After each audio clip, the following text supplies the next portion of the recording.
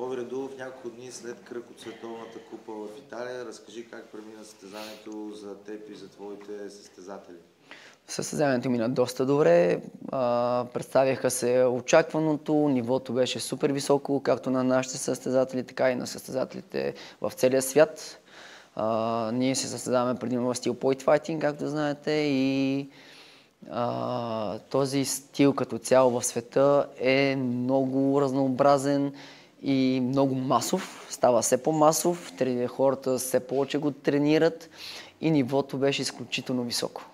Всъщност, ние дойдохме тук на тренировка във вашата зала, за да говорим с Дари Цветкова след нейния успех. Разкажи ни малко за нейното развитие. Виждаме, че през 2023 тя печели много титли, сега отново започва ударно годината. Какво е по-специалното при нея? Дари, това е нашето златно момиче. От малка е различна, от малка когато тренира, когато загрява, просто как да го кажа, тя просто е магнит за поглед. Когато започне тя да се движи, твоя поглед се закрепи върху нея, защото тя е различна.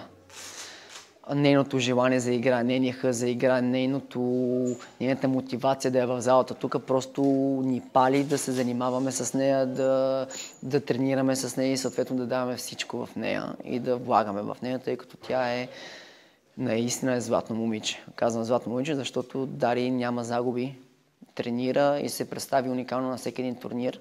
Даже сега в Езо в Италия направихме една много хубава победа срещу една словенка, която имахме притеснения. Нали, тя последните пъти мачовете с нея бяха доста трудни, доста несигурни, но тя показа просто различно ниво и я доминирахме от всякъде. С нея говорихме за кои са аспектите така от към техника, които са по-специфични за вашия спорт. Разкажи малко какво се изисква повече като психика, като физически дадености, като нагласа, за да бъдеш успешен в този спорт. И самия си изключително един от най-успешните ни състезатели в този стил. Какво е нужно за да си шампион и още от такава ранна детска възраст, както Дари, например? Сега тук може би трябва да разделя стиловете, защото всеки стил си има тактиката, стратегиите. Говоря за пойтфайтинга, тъй като в пойтфайтинга смея да кажа, че аз съм професионалист и се занимавам с това нещо от 21 години. Пойтфайтинга е стил, който изисква бързина, ловкост, стратегия. Много е важно в пойтфайтинга да излъжеш противника и да действаш с един ход напред. Представете се едно шах, аз правя едно движение, карайки другия да направи друго движение и съответно аз да го контрирам на това движение. Реално ти трябва да подготвиш противника за това, което искаш той да направи, за да ти го фанеш. Това е едно много важно нещо в пойтфайтинга. В пойтфайтинга изключително важно е да имаш бърза реакция. Все пак се биеме по минути, т.е. имаме рундове, имаме време, в което играеме и реакциите трябва да са изключително бързи, изключително точни, изключително на време.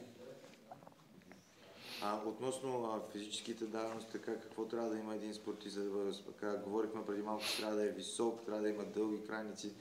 Кои са по-така успешните откъм телосложения в този спорт? Естествено, че високите имат предимство, тъй като рича на достигане е по-лесен, но това ги прави пък и по-тромови.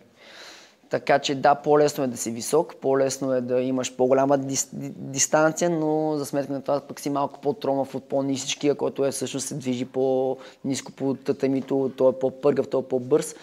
За жалост, аз съм от ниските състезатели и когато играя с по-висок, това означава, че трябва да имам много добра дистанция. Тук вече го говоря като състезател, т.е. аз трябва да предвидя дистанция по такъв начин, че хем аз да съм близо в момента, в който той не е подготвен, за да аз мога да го фана и да му отбележа точка. Така че не мога да кажа, че е много по-голям плюс да си висок, тъй като ако си достатъчно натрениран и си достатъчно добър, това няма никакво значение. Всъщност, като състезател или като треньор се чувстваш по-добре?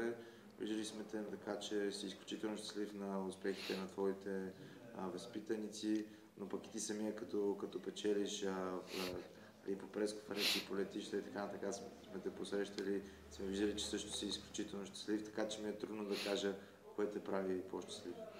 Емоциите са напълно различни.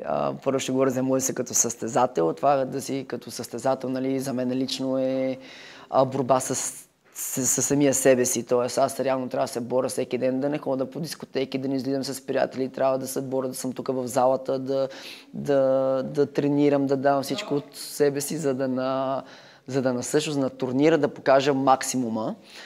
И аз лично при победа, примерно на световно и европейско първенство, за усещано такова облегчение, че най-накрая си постигнал за това, което си работил и си горд със себе си. Нали, това е като състезател. Сега като треньор, може би чувствата са много по-големи, много по-емоционално, всичко е много по.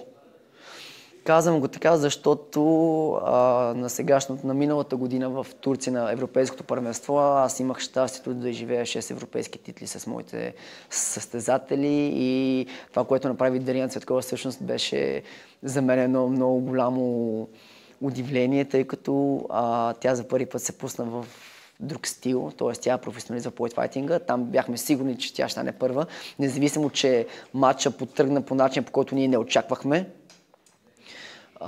Противничката я поведе с немалко точки, примерно с 5 точки. И в полувремето ние успяхме да създадем стратегия, всъщност да я успокоя, да й кажа, виж сега трябва да направиш това и това. И също тази връзка треньор-състезател е изключително важна и тя те кара всъщност да изживяваш победата, може би повече, отколкото самия състезател. И съответно, когато тя тръгна по плана, по който създадохме за 1 минута, тя се обърна мача и би. Нали, това ме накара да се почувствам специален като треньор, не само като треньор, но и като човек, който е успял да повлияе на състезателя си и заедно да стигнат до първото място, което е едно уникално чувство. Сигурен съм, че успехите така поддържат огъня жив в младите състезатели, но колко трудно е да задържиш хора в такава тинейджърска възраст, каквато, например, е Дарик, каквато навлиза тя, да ги задържиш в залата. Знам, че особено в големия град тук има доста неща, които могат да те разсейват. Как успяваш ти да ги задържаш младите шампиони в залата?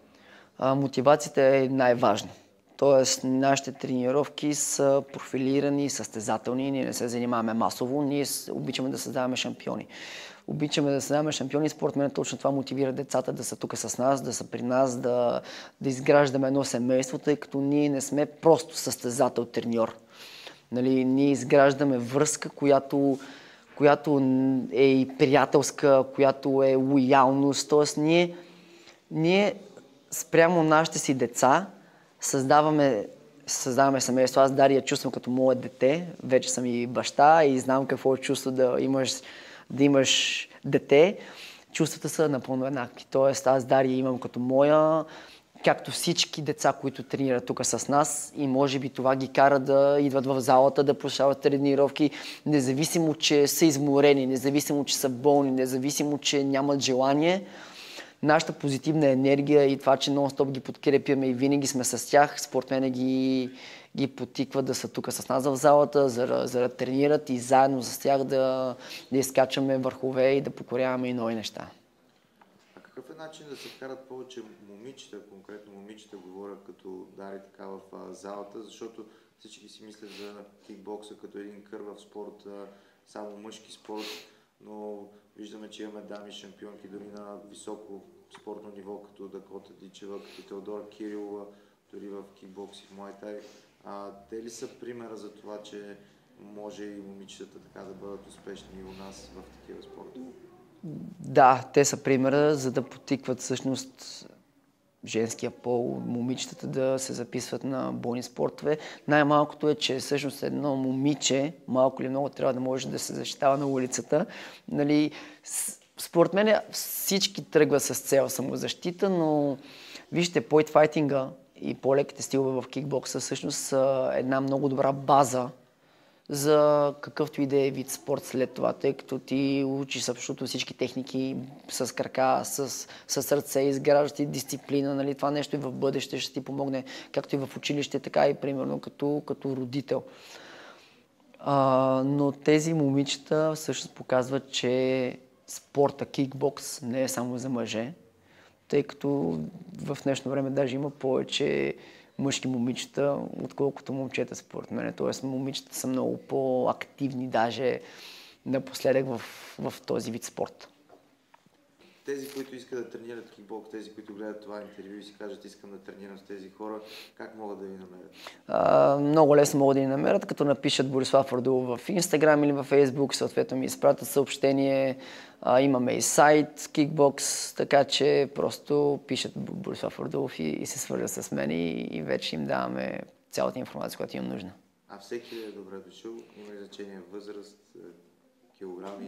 Няма никакво значение, всеки е добре дошъл, стига да иска да се занимава с кикбокса.